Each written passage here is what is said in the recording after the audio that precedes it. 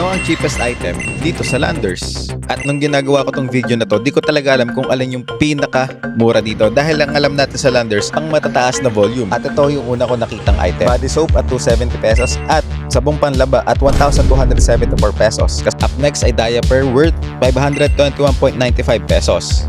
At lumipat naman tayo dito sa mga prutas. Nakita natin itong saging at 149.10 pesos. At yung kasunod na nakita natin ay itong lemon at 122.32 pesos. At katabi lang nito ay yung egg at 264.5 pesos. Tik naman tayo dito sa mga fruits. At yung strawberry ay nakita natin at 155.76 pesos. Yun ang pinakamura na strawberry.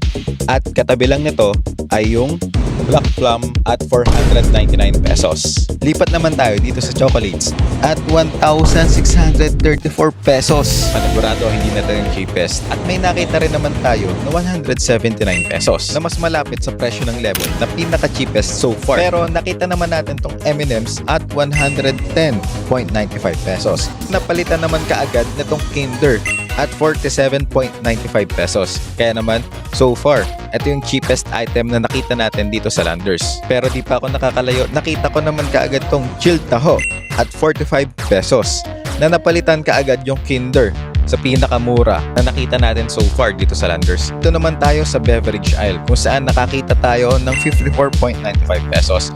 Pero mas mura pa rin yung chill taho.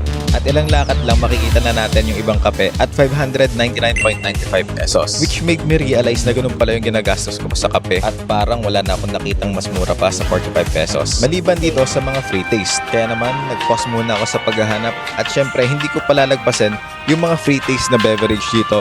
At syempre, yung chicha habang naghahanap tayo ng pinakamurang item dito sa Landers. Tama na ang break time, balik na tayo sa paghahanap. Unti-unti na akong nako-convince na yun na yung pinakamura.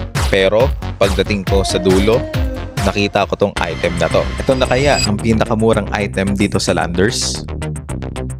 At ito na ang moment of truth. Mas mababa ng 3 pesos compared doon sa Kinder Joy na nakita natin at 44 pesos. Kaya naman, cup noodles ang cheapest na nakita natin dito sa Landers.